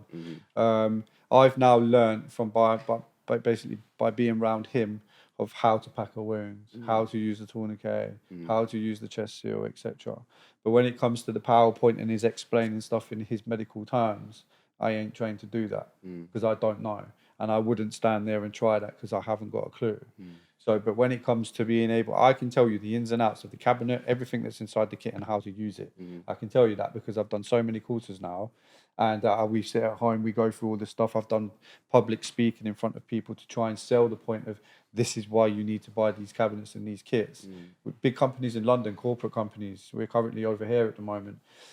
We've just put up a cabinet at St. Paul's Cathedral. Oh, wow. Yeah, okay. So that's monumental, historical. No one's done anything like that. So that took us a long time to get in there. We had to get permission from the corporations down in London because they're proper big landmark buildings. Yeah. What was the idea behind getting it in St. Paul's? So it's not actually in St. Paul's. It's next door. It's Paternoster Square. Do you know Paternoster Square? I mean, right next not door by you saying, do you know it? But I probably stood there once in a while. Yeah. So it's at the main gate of Paternoster. Okay. So where you've got St. Paul's here, if you walk from the steps of St. Paul's, you've got Paternoster. You just walk through an archway of Paternoster. It's right there on the wall on the right. Okay. So how that come about was, again, Good Morning Britain. A couple of people had seen my interview on Good Morning Britain, and then they reached out on LinkedIn, and I didn't even know what LinkedIn even were. I just set it up, just thought, whatever, I'll just set it up, and then all of a sudden it's going, and I'm thinking, fuck me, this is another Facebook list. So it was like, it was crazy, but it's all the business world. That is it, yeah. So it's even still to this day, I don't know how to use it. I just post like I do on Instagram and hope for the best, you know what I mean? So... But this girl called Darcy had messaged, and I'd spoke to her on the phone, didn't I? And she worked for a company called CIS Security. They have quite a lot of estates in London that they protect and stuff through their security. And they was running a forum in the summer of last year. And what happened were their guest speaker for that forum pulled out at last minute. So they contacted me on the Wednesday and said, I know this is really, really short notice, but our guest speaker's pulled out. Are you free to come and be our guest speaker tomorrow? Like, wow, like that is short notice. Do you know what I mean? Cancelled all the plans. Yeah, for the so I next day. cancelled all my plans. Obviously, they paid me to go up there and do the speech, but I went up there, did a 45-minute chat in front of like city police and whoever, like all the other corporate and security business that was in the forum on the time. And then from then, me and the head security PJ, fucking legend, man. He's a legend of a guy. He needs a lot of praise for what he's done. He's pulled his finger out. Do you know what I mean? He's worked really hard on this, isn't he? Yeah. And he was like, do you know what? He said, my vision is a bleed control cabinet at Paternoster Square. He said, I don't know how I'm going to get it. He said, but that's the vision. I said, well, this is your forte, mate. I'll leave it with you. We can supply it. You just get the yes and whatever else from that, and then we'll get it done from there. 2 months goes, phones me up and he said, I've got a date. I've got the corporation. I said, yeah. It's proper, like it's the landmark, obviously, St. Paul's Cathedral. No one would have ever been able to even think about or even doing it. He said, because of that area of the location, it's quite heightened for like terrorism because of the location. So what we're trying to do now is, yes, we're still, concentrating around knife crime, but we're also trying to use the narrative of terrorism as well. So the Martin's Law from the Manchester Arena attacks. So we're trying to cover that angle as well. So we've introduced the multi-persons injury kit as well. So there's 4 items in one bag. So what would just for the audience sake, what would that contain? I mean, what would that? So that'll contain like 4 gauzes, like clotting gauzes that clots your blood within 60 seconds. It will be a rapid tourniquet, which is really, really easy to use. We've managed to spin it around from the original tourniquet that was in the bag. I feel personally, with having disabilities and having, you could have lost a limb. You won't be able to use it. It's going to be a bit of a struggle. Someone being trapped in a car, for example, because it's not just about knife crime. They're catastrophic bleed kits. They help anyone with a bleed, car crash, accident at work, anything. But if someone's leg's trapped and you've got them original tourniquets and with the Velcro, you're having to keep picking the leg up to keep putting the strap underneath. How are you doing that when a man's leg's trapped? It's going to be really difficult. So the one we've got is a rapid stop. It's got like a ratchet. So all you do is you just push it through under, and then it clips. You pull it tight, and then you do that with your finger, and it just gets tighter and tighter and tighter and tighter. You can even do it with your chin. Right. So we're trying to kind of keep it covered. So we've covered all angles, so even people with disabilities can use it. So we've basically got the Gucci of bleed kits, really. So yeah, the Gucci of bleed kits. And then you have 4 chest seals. 4 chest seals will be in that bag, the multi-injury bag. And 4 trauma bandages. 4 trauma bandages. No, I think we're putting 8. Are we putting 8 in 8 in there, yeah. And then obviously a pen, mouth guard if anyone's out needs CPR, foil blanket, gloves obviously is a must. So they're in there as well. So it covers every angle. And then inside the kit, you've got so in the box as well. When you open up the box, there's on the side that you open, there's like a diagram of like a human body, and it's all colour coordinated. So if on the human body, if the wound was, say, in this area, it would colour coordinate to what piece of equipment you need to use. And obviously at the time you'd be on the phone to the ambulance service and they would talk you through it. But then also inside the kit, when you take the bag out and you go to the person that needs help in, you would then undo the kit, and inside that it's got another piece of paper, like a little card that also tells you, so then you don't have to keep running back to the box and looking. You can't go wrong with it. They're really straightforward, aren't they? Yeah, it's good. It's a good piece of equipment. And I think, the people are across the UK putting these out. But as we were saying earlier, there's so much politics around it. Like, yes. Do you know what I mean? I'm going to start ranting now. What kind of politics do you kind of face around this area? Because obviously you've spoken about pushback just from like the smaller establishments, even just kind of displaying. But when it gets to working with, the Met or working with, local governments, and like what kind of pushback do you see in that area with what you're trying to do?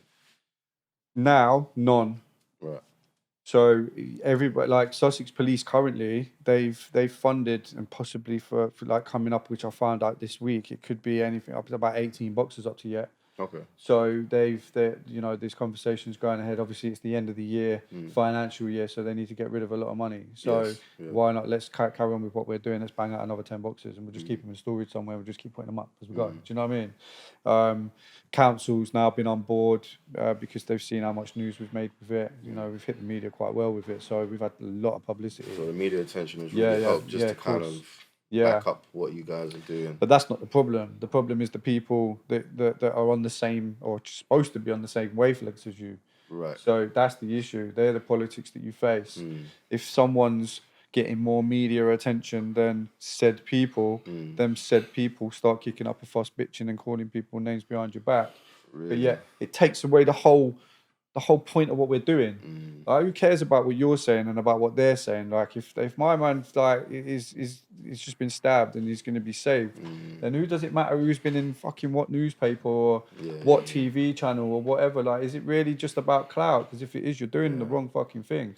So when you mentioned a few of the stations earlier, I was kind of thinking, obviously for you guys it's amazing, and for what you're doing it's amazing. And okay, we can give them a few stars for, giving some attention to what you're doing. But like you're saying, has it just completely turned into this is hot right now, everyone else is buzzing around this right now. If we cover this, it ticks off a box, gets us a little more attention, and no one can really look at us and say, oh, you lot don't really give any attention to so-and-so. Is that kind of something that you kind of feel maybe creeping in to the politics side of things? Yeah, there's a lot of jealousy when it comes to the bleed bit boxes. Jealousy. So much, man. It's fucking envy, man. They're just green-eyed monster. Is that jealousy just to be behind the idea or financially? Because there's no financial in it. Right. There's no financial gain to the bleed control cabinets. Someone just wants to say, look, you get the this fund, is mine. You get the funding, yeah. However much that will cost, you get that in. That goes straight back out. Right. You order your shit, it gets delivered, you go and put it up. Yeah, and it actually costs us money. It costs us money. We have to drive here, there, and everywhere to put it up, and we have to pay for someone to install it. Right. Do you remember when we first got it, and I said that I would put it up with my drill? Yeah, I'll put it up with my drill. She said, "I said you fucking right. That ain't gonna get through that wall." Do you know what I mean? You're not putting up a curtain pole. Like it's just like. But it's like, there's so much jealousy. And the thing is, you'll have a lot of people, like, come on, we know what social media is like, filled with clout chasers. Mm-hmm. And obviously, to a certain extent in life, you have got a clout chase. You've got to be able to get into a certain position that you want. But it's how far you take your clout chasing. Do you know what I mean? Your clout chasing can turn you into a knob where you think you're better than everybody else. You got completely go away forgetting where you come from, and all that humbleness disappears, and you just turn into an arsehole. And in fact, actually, the way that you've rushed yourself in with your clout chasing has now actually made people want to step away from you anyway, and they don't like you. Stay real, stay as you are. That's what people like me with social media. I was with social media. What you see is what you get. We had this conversation coming up in the car. Yeah, we guarantee there's probably a couple of people that's behind the scenes going, "Oh yeah, fuck, they're on there. Look at them. Look, they're on there again." Who gives a fuck? They're on there like, again. do you know what I mean? Do we care? But if you come and sit down with us personally and sit, instead of having that mindset of the way that you think about us when you don't even know who we are, come and sit down, let's have a meal, let's have a chat. You will actually see of exactly who we actually are and how hard we've worked to get where we are. Yeah. Not only within the youth project and the bleed control kits, but actually our own personal lives. We have our own diverse family. We've got an ADHD and autistic kid, another autistic kid that's got Tourette's. I've got a 4-year-old daughter. We've got battles with schools continually with both of our kids. We've got a kid that's got severe toilet needs.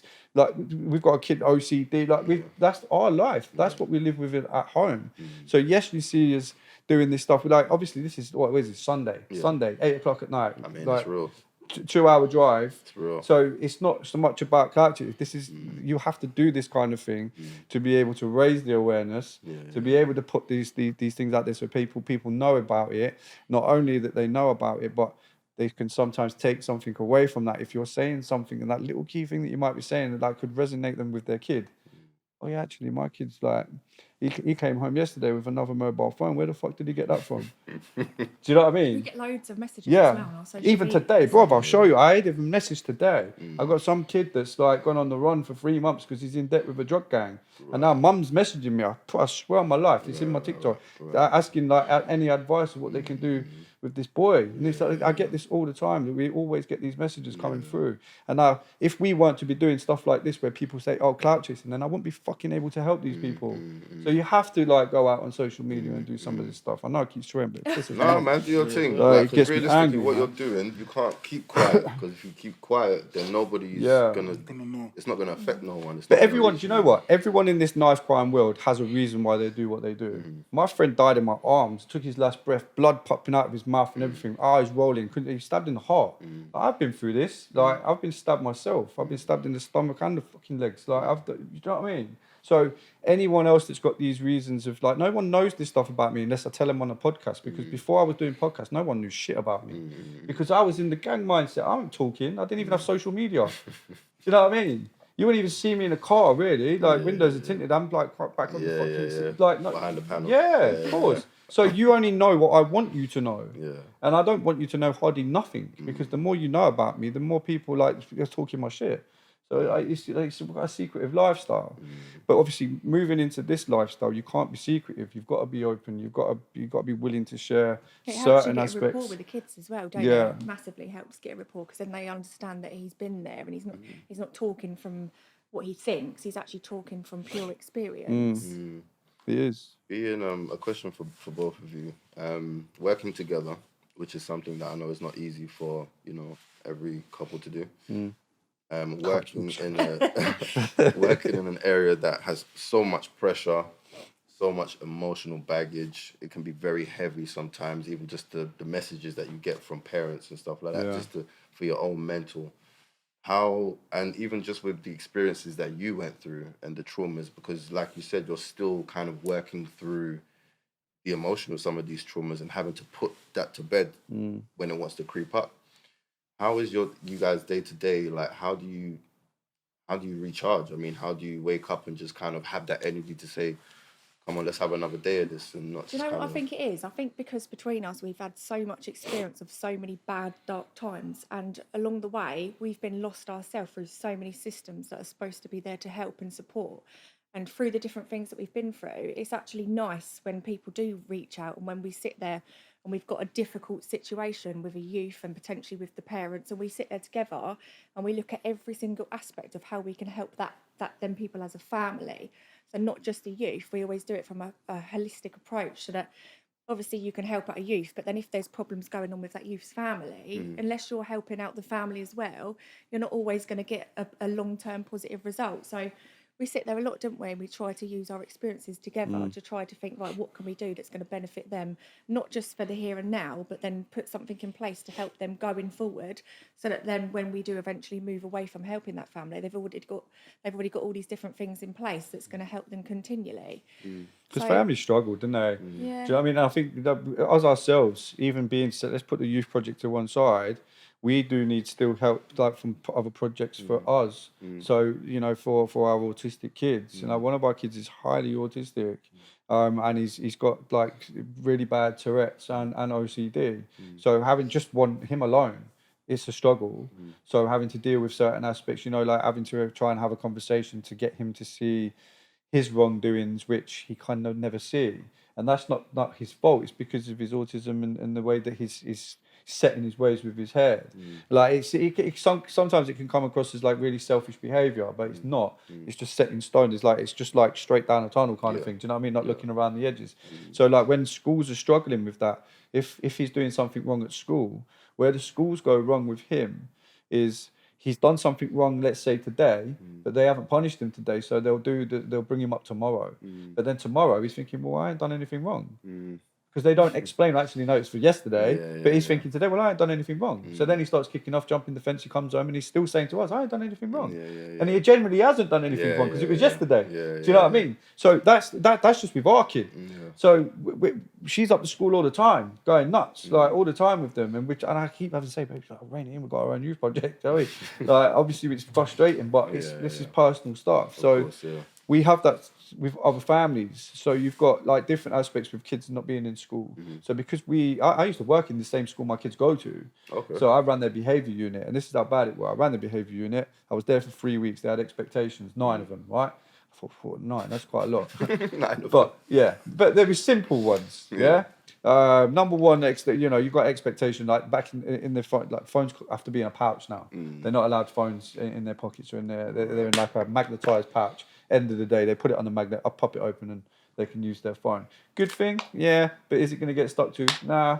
Most of the kids don't use the pouches. Only the goody bookworm kids. They'll put it in there because they don't want to get in trouble. But the other kids don't care. You know, the ones that are sometimes in like isolation units and stuff, they're gonna have the phones in their pocket or down their waistband or whatever. They're, it's mentality in it. Yeah. But I was running that unit for about 3 weeks, and there was like some really bad kids in there. But I loved it. It was a good job. It was really challenging, but I got on really well with the kids within a week. I'd built it up, tattoos and like that's just me. You don't usually see that as a school teacher, as they used to like calling you sir. It's odd as hell. But and I'm like, no, call me Carl. And my boss was like, no, you got to call you sir. And I was just like, what? Like calling me sir, like sir. And I'm still not looking. They're like sir. And I think, oh me, yeah. What, mate? Do you know what I mean? Like really, like sir, Jesus. So I said to my boss one day, I said, yeah, have a look around. And he's like looking around, like scratching his head, and I knew from that moment he ain't got a clue what he's looking for. And bearing in mind, like all the bad kids that have been in there, we say the bad kids, it's just the kids that just didn't have a fucking clue what they was doing because the teachers weren't telling them. So when they come into the unit, I was working with them in the unit, and then in the end, within 3 weeks, them kids was no longer in the unit. And there were some new ones coming in, girls with eyelashes and nails. And do you know what I mean? Like, how can you put them in isolation? It's not even bad, is it? But, apparently they're very risky with the nails. You poke someone's eyes out. Like, fuck off. Yeah. Do you know what I mean? So it's like a pencil or a pen. Savage. You've still got pens and pencils in class. Do you know what I mean? What's the nails? Come on. But yeah, and I said to him, like, have a look around. And he didn't even notice. And I said, look at all the faces. Like, look at all the faces. And he was like, oh, my God. And the moment to that, I said, didn't even notice. And I was like, that's the issue. This is where schools are going wrong. They're not paying enough attention. You took my next question straight out of my mouth. Where are the schools going wrong? Is education, we know it's not the entire issue. No, of course not. It's a contributor. Yeah, so definitely. where are they going wrong? But that's one of the issues. Where they're going wrong. They're not paying any attention to the kid. And look, I can't blame everything on the schools and on the teachers because it's hard graft. I've seen it. I've worked in the school. I know I see it for myself. It's hard graft. And you do sometimes have kids that are fucking bad. And then you've got the parents that are coming up going, my kid this, and I'm thinking, well, actually, your kid's a fucking arsehole. Like, he's been really naughty. But as a parent to a child, you're going to stick up for your kid. Of course. Do you know what I mean? Oh, my son never do anything we fucking did. He just smacked that kid's right up. Like, I was there. Do you know what I mean? I had to manhandle the kid. Like, yeah, he started it and always spat in his face. So, yes, he is like that. But then you've got, like...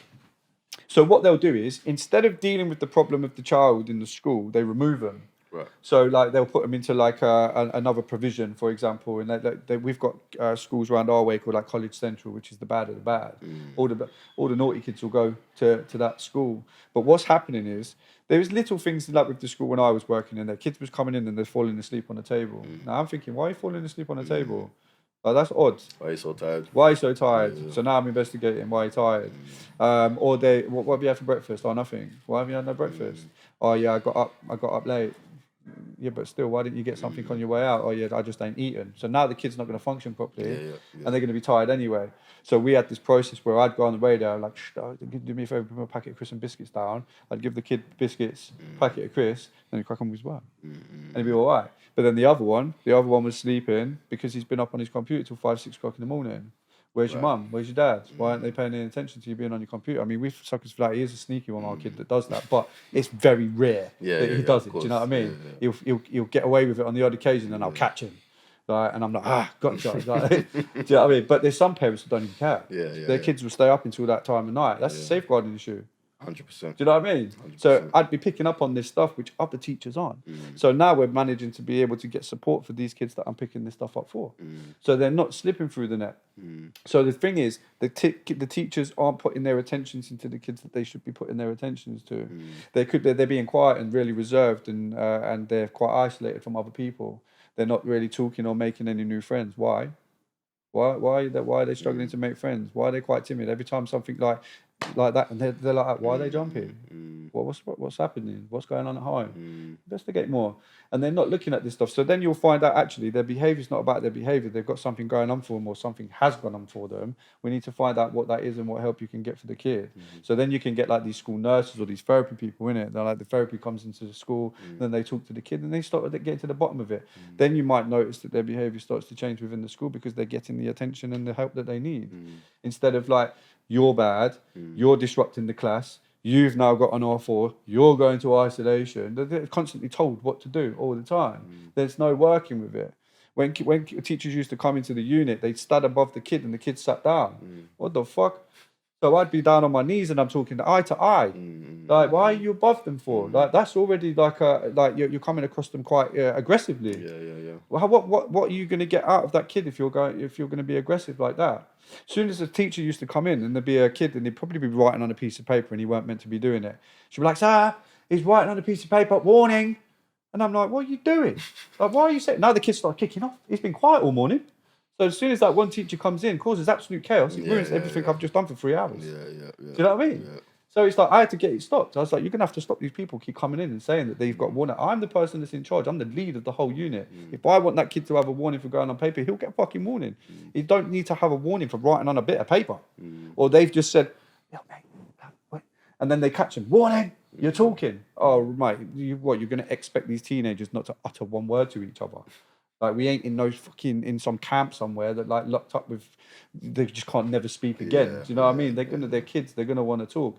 You're setting them up to fail. Yeah. And that's the problem with educations. Most education settings are setting kids up to fail. And then once they have done that fail and it's the teachers like, "I told you so," they're then excluded, expelled on the streets, and they get involved in madness. Then another number goes up on the statistics. Yeah. Yeah.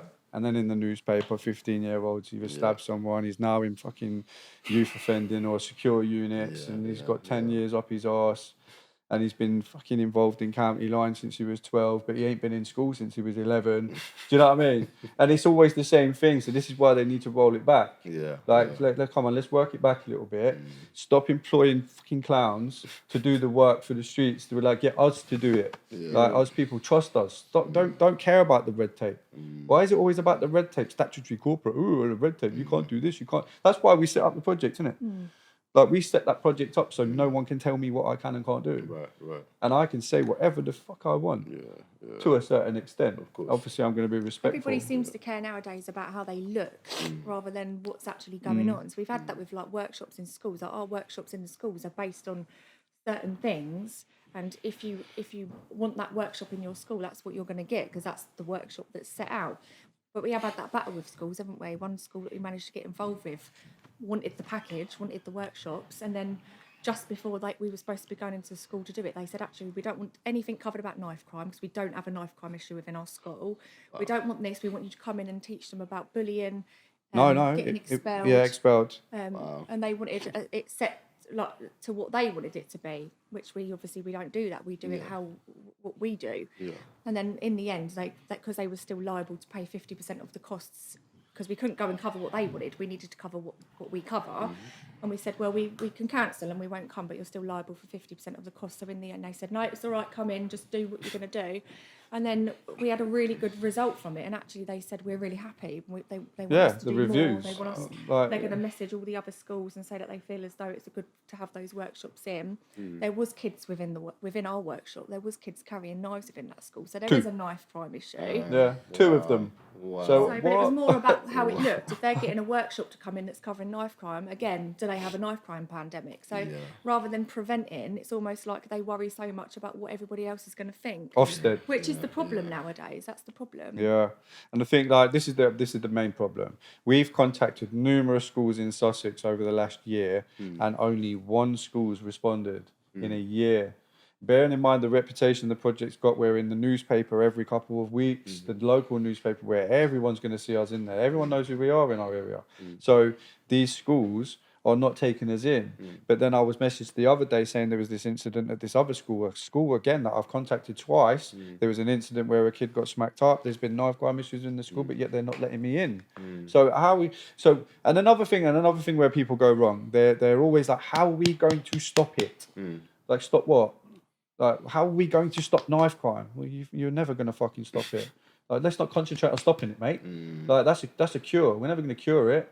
We need to look at the preventing it. Yeah. So the more of these schools and the more of these kids that we get to work with, the more prevention we're doing. So if we can't get in to do the prevention, how are we ever going to even attempt to try and stop it, in your words? Like, we can't, because you're not giving us the opportunity to do it. Yeah. So when we ran the workshop in this college, we had year 8s, year 10s and year 11s. Smashed the life out of it. I've actually got a couple of clients out of it that I'm actually working with, get on really well.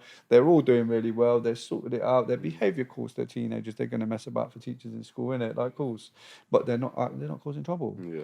But then this other kid that was, he was like, yeah. They like talking. Yeah, I go knife. I was like, oh, do you? And he's like, yeah, so does blah, blah, so does blah, blah, so does that. I was like, whoa. Wow. Like, stop talking, bro. Like, I only want to know about you. Like, they're not here. Yeah. So let's not talk about it. Do they know you're talking like that? Like, Do you know what I mean? like, so, dude, I've just stop. Like, seriously, you're talking too much. It's a good job we're not on a job with you. Like, yeah.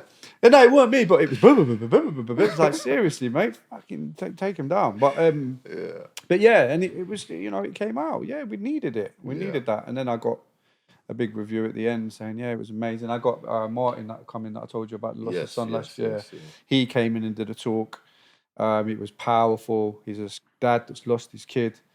So, like, he's his son, so he's gonna talk about him the way that he does, being a beautiful boy, and his angel is an avid footballer, and he was sadly taken. And so Martin came in to talk to the students for me, and he put forward a powerful relay of the night that happened, and he got the knock on the door, and he's like, the police are there, and he's looking, and he's trying to work out, right, Adam's here, and his missus is there, trying to work out exactly who's where and who's what, and Charlie was the only one missing. Right. So obviously the police have said, like, are you Charlie's dad?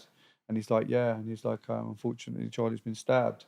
He's then shouted straight up to the wife, and it's just instantly then your world's crashed. Yeah. Do you know what I mean? From one moment, like from one knock on the door that you was not even expecting, getting at 12:30 at night, you've gone and got your head down, everyone's fun, everyone's out, your son's having fun, and you get a knock on the door and your son's been stabbed and he's being rushed to hospital, currently having major operations in the ambulance. That's crazy. That's crazy. So these are the sort of things that they need in schools. They need to show that sort of stuff. Yeah. They do need to be shocked to a certain extent. Also, like there was a documentary on the other day, wasn't there? And the people on it ended up getting like, what did they get? 24 hours in police custody. Oh shit! Did you not see it? No, oh my god! I was told about that. That's great. It was deep, mate. And the thing is, this is a moment of madness. Moment of madness is now given two people, one 38 years, the other 34. Wow. Like that is just life. You're gone. Wow. See you later. By the time you get out, you're going to be fucked in the head anyway. Wow. So you're probably not even going to get a parole. Do you know what I mean? You might as well you're just now a jail, like, bro. Yeah, that's a wrap. Like, yeah, and that was from a moment of madness, and one of these kids was 19. Damn. Jumping out of a car, just serving someone up, just from a punch in a pub. Like, and then another kid got run over. Like, he messed him up, twisted him. It's crazy, man. Like, sometimes I see some situations, even when I'm out and about, or when someone's having a little tussle or whatever, and I'm just looking, I'm thinking, if something goes wrong here, this guy don't know, like this feeling that he's all waved, say he's a bit drunk, and when he sobers up in the morning in that cell and he realizes this is it for me, like I'm not even going home again, like this is it, and I don't even remember really what happened, like really, like that's the thing, that's crazy. And that's it, and that's exactly it. And this is like when I filmed it for Martin, and we put we edited little clips, didn't we? Yeah. And I put all the powerful points to the clip together, and sent it over to him. We banged it on our TikTok. It's hit like 738,000 views or something on TikTok, which helped him build up for his followers on TikTok as well. Because he was obviously taking it, and now his TikTok, he's then managed to take something from that, and then he's now talking to the camera more. He's got more confidence, and he's posting his own videos, and he's started up his own charity, Charlie's Promise. So we've been sticking with Charlie, with Martin, really, because he's really nice, a really lovely family. Such a shame with what's happened, but this is where we say the proof is in the pudding. Like, knife crime can land at anyone's doorstep, no matter who you are. Yeah, you might be in a gang from fucking N1 or start with it. You just go to school. Like, it doesn't matter who you are. And look at that David Amos, the MP got stabbed up. Like he's not in no gangs. Like he's an MP. Do you know what I mean? 12-year-old girl Ava White from Liverpool going to Christmas tree stabbed up. Like she's not in no gang.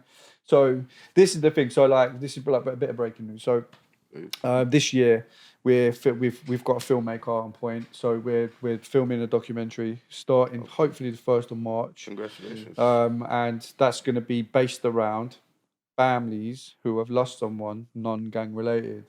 But the way that we're going to cover it is someone's murdered, their face is plastered in the newspaper, for about a day, 2 at the most, and then it's not there no more.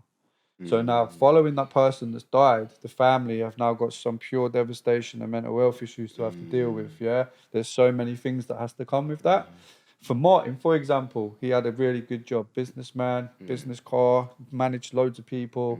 Now he's on benefits, mental health problems, PTSD, medication for the rest of his life, and he's going through therapy. That's the outcome of someone losing, like you losing a kid. But that's now going to go on for a number of years. It will probably never stop. Do you know what I mean? So we want to cover that aspect that the media and the press don't cover.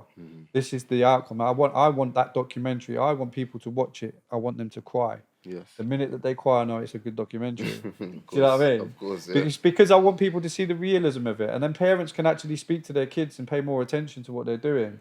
Like, have you watched that doc? Because word of mouth will go. Did you watch that documentary on Channel 4? Oh my God, it was so touching. Oh no, what was that? Yeah, watch on Catch Up Bomb. Everyone's watching it. That's how we did the 24 hours in police custody right now. Exactly. This is the thing. And That was deep. Yeah. So that's how we want this documentary to go, because we want to raise the awareness to the after effect of what happens when someone's life's taken, because no one follows that up, and that's never heard of unless you know someone personally. So I want to visualize that, and I want to put that into a documentary. So that's what I'm going to do, and we start on the 1st of March. The first part of the filming is Jodie Chesney's mum, who lost her life in Romford, the girl that was stabbed in the back on the bench. Look it up. That's crazy. Big story, all over the newspaper. That's crazy. And then we've got Ava White. Right, okay. Yeah. So That Ava sounds White's like mum, Leanne, yeah. So that's how we're going to follow it through. Also covering the aspect of the Be Control cabinets as well, and the youth work that we do, because like it all comes as a whole, do you know what I mean? And I want parents to look at this, and I want other young people to look at it as well. And they're seeing, look, your actions, this is what it's causing. Like, this is what your actions are going to cause. Like, some families going through this and they're crying every day before they go to bed. Martin goes to this bench every single morning, fucking religiously, to his son's bench, and looks at this view, and he's talking to a camera, and he's like, "So Charlie, you know, I'm here. Come to your bench again. This is my space, my quiet space." And he thinks that if he didn't have that, like, who knows what kind of a mess he'd be in? Because if he didn't have his other kids, he's even clearly said it, he wouldn't be here no more. He'd go. He'd be taking his life. He's lost his boy.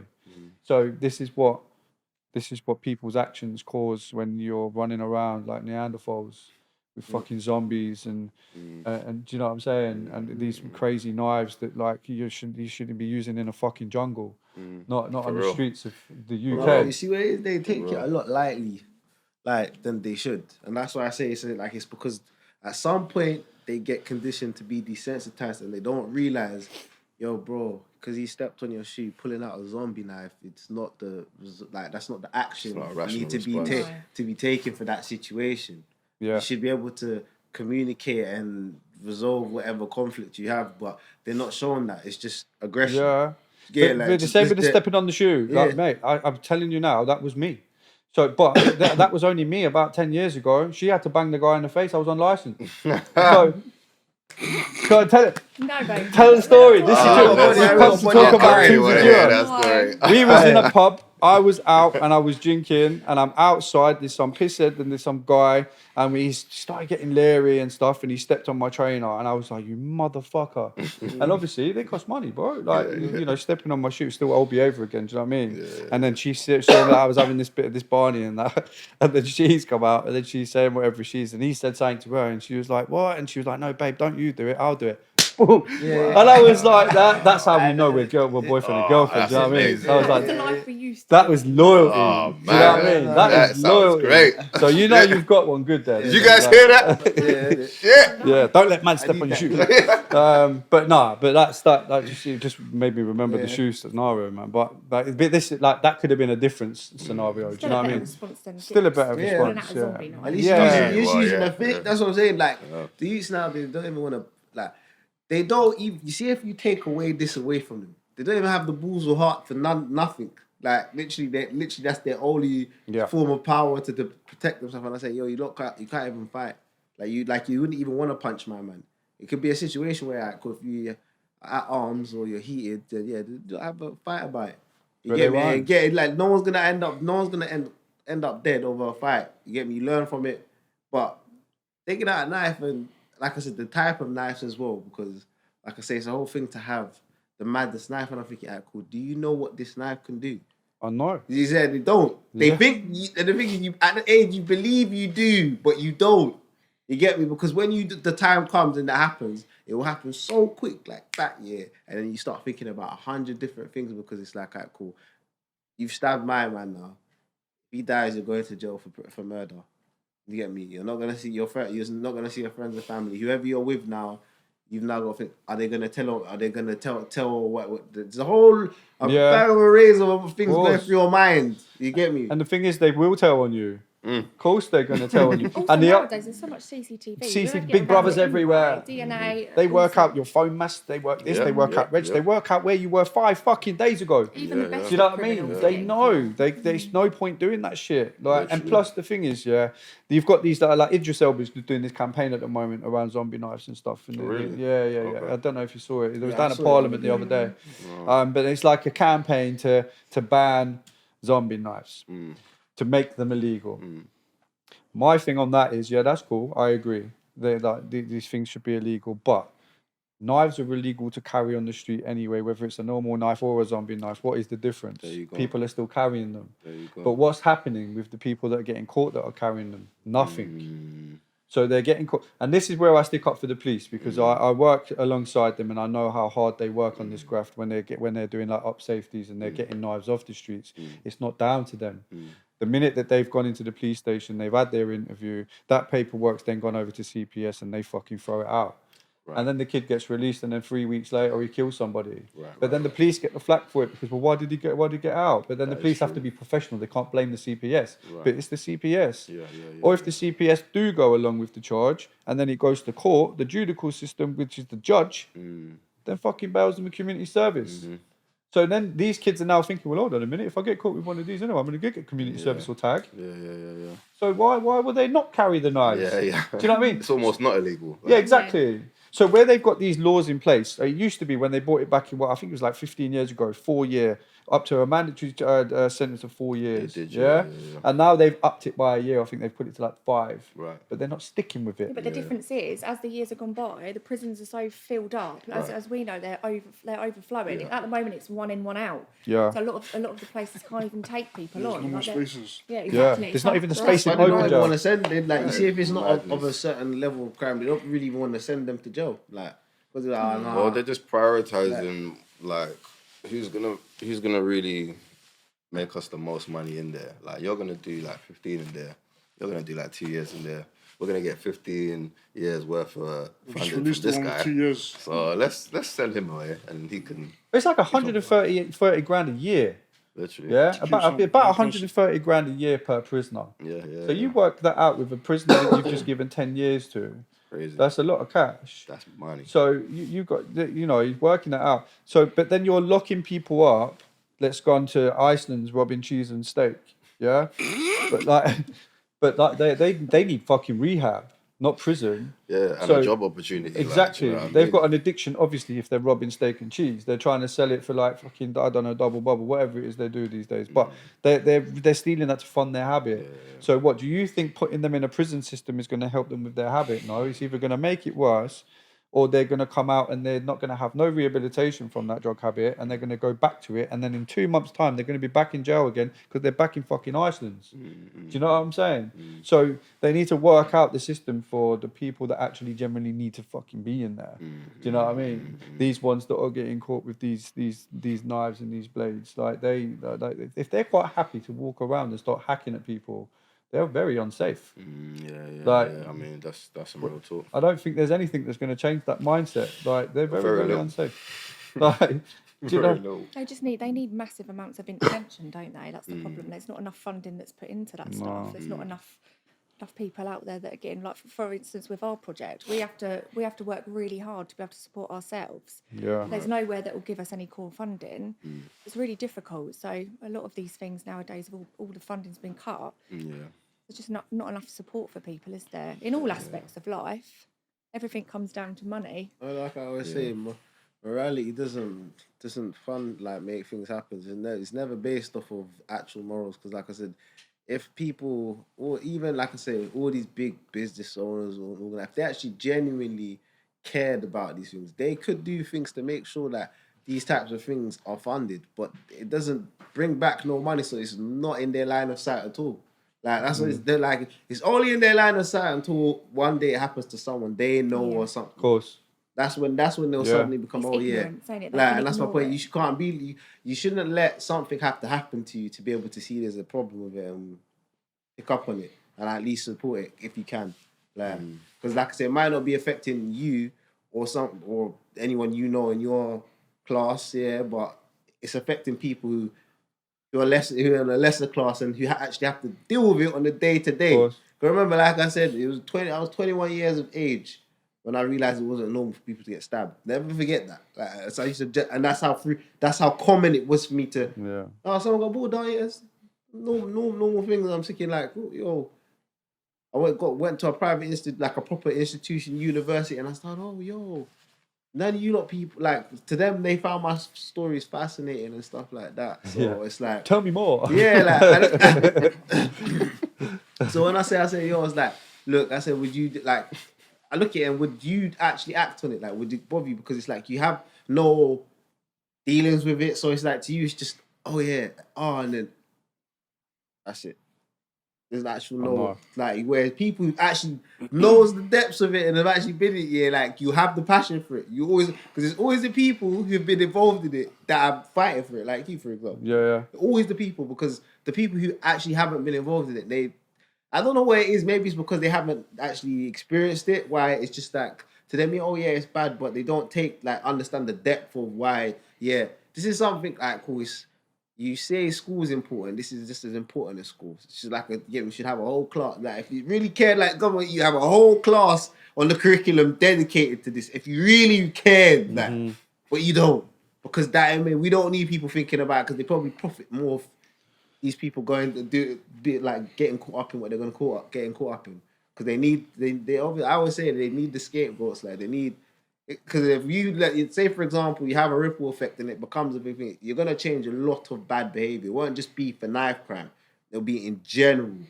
And then, imagine they start saying, our prisons are empty. We can't have that. We can't have that. So it's like, that's why I always say there's always an agenda, because it's like, it's something I personally think if they really, really wanted to, they could actually have a big effect on it, but it's not. And also, the prisons wouldn't be empty because there's so many paedophiles out there, and yet loads of them get away with it. Whereas if you was to stick all them in prison, the prisons would be overflowing, but it would be with the people that really should be in there for something that can. I don't believe that there's any cure for that kind of stuff. So those people need locking up for good. Whereas other people that, like youths that are getting involved with things like this, I do feel like there is some sort of intervention. You could at least try. Do you know what? Actually, people that actually do sex crimes do get intervention. They get counselling, mental health counselling. No, but this is my point, and this is the approach you're saying. Like, cool. Why are you doing it for those? Because in my opinion, I say, like, cool. What they're doing is far more damaging than some of the things they're sending these people to jail for. Because, like I said, with the things you just listed, they wouldn't be there. Whereas these people, even though they get counselling, they'll still be doing it. Like, how many times they'll be keeping, because It's something in them, innit? Like it's a problem with them. It's like they're born with it, innit? Yeah, that's what I'm saying. It's a problem within them, whereas like these people who have got issues where it's conditioning and you can actually condition it out of them, you don't actually take the steps needed to do that. And I think it's crazy, innit? In my opinion. Yes. We need to get into the Houses of Parliament. Don't Bro, get me in there, fucking Rishi. Kicking through some doors, man. Do you know what? We had a meeting the other day with a guy that's like a new candidate for the Police and Crime Commissioner for Sussex, and he said the word to us. He said, "Have you ever spoken with any lords or any MPs about the stuff that you're talking about?" I was like, "No." And he said, maybe that might be something I can set you up with. Maybe you even may be able to speak on a bench. And I was like, you've got to be fucking kidding me.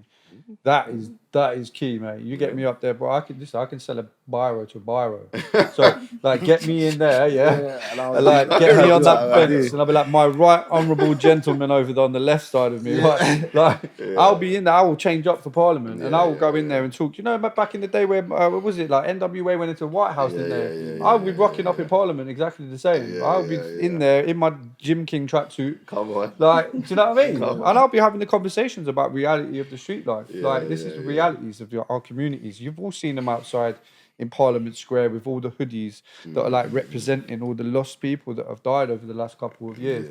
More people have died via knife crime than terrorism in the last 5 years. That's crazy. And you know, like, terrorism takes a lot of people's lives. If you're looking at the deaths that we've had in terrorism over the last 5 years compared to knife crime smashes the life out of it.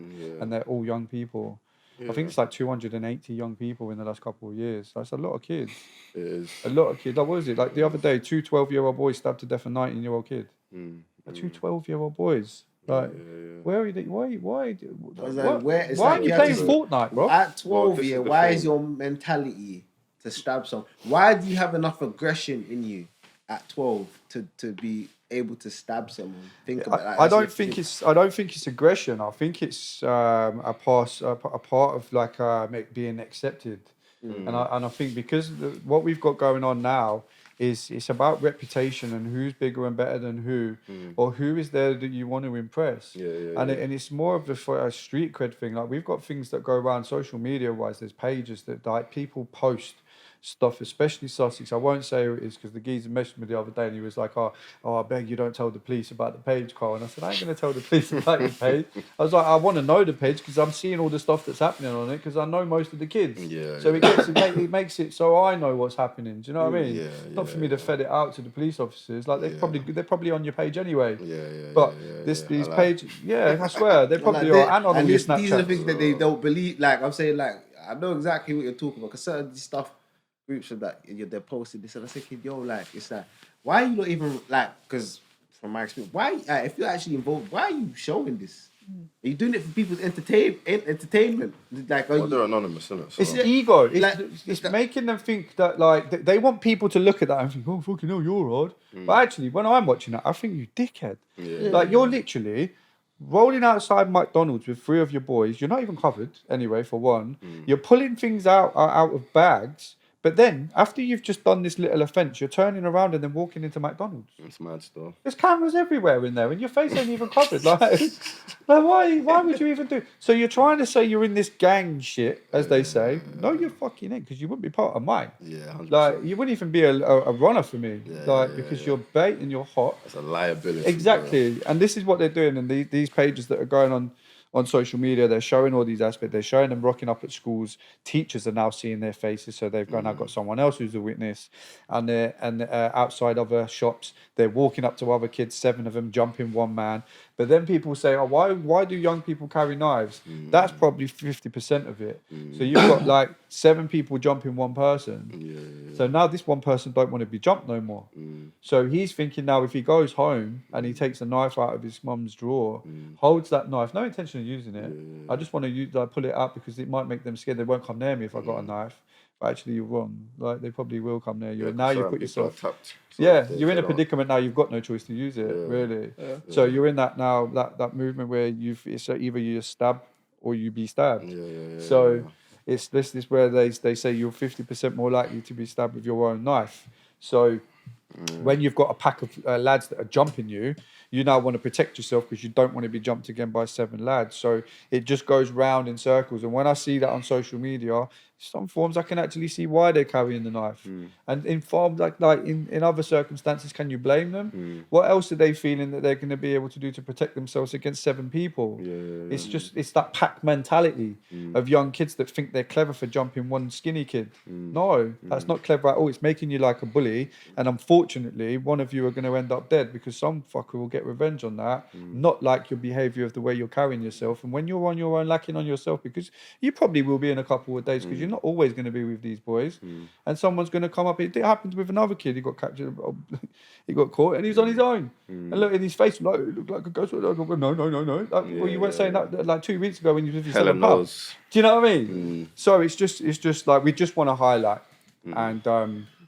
and you know make these kids aware that lifestyle comes with so much baggage, so much danger, and you're not really going to get, even though they're short-term benefits, so you get a short-term benefit when you first get involved in it. You're living the high life, you're spending a bit of cash on your KFC.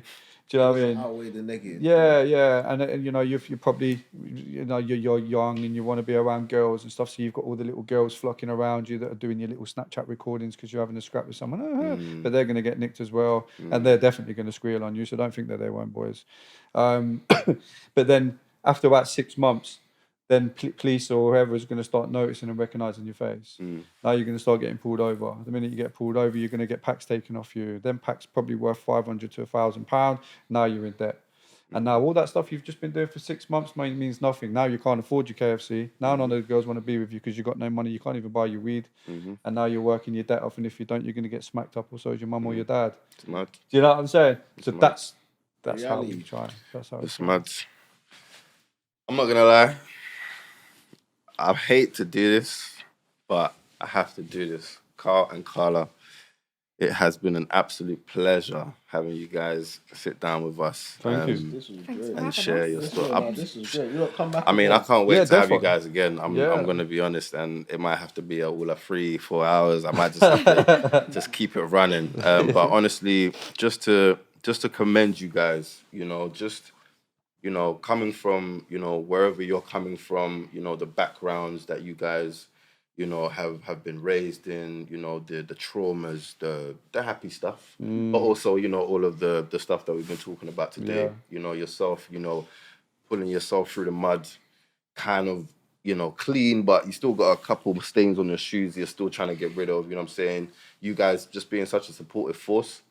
It's very commendable, and the work that you're doing, the way that you're reaching all of these outlets, the way that you're getting, what you're getting out there, what needs to be out there, in the work with your incentives, just understanding, what actually needs to be done. It's not just about, filling boxes up or, we've done the quota, we can go away and come back, next year when we need to start talking about knife crime again. Do you know what I mean? Like, it means something to you guys. I feel like it really, it kind of seeps off of you, you know what I mean? That energy of you actually do care, about the youth that you work with. So it's a continual thing, bro. Yeah, I mean, 5 years we've been doing this, haven't we? 5 years. We can't wait to see where it goes. The film, the documentary. I'll let you know. Days. Looking out for that. Just let everyone know where they can find you just before we close off, your social medias and stuff like that. So Two's a Duo, spelt with a T. Two's a Duo official for Instagram, Two's a Duo official for TikTok, and Project Youth official for Instagram for the Youth Project. Perfect. Perfect. Cool.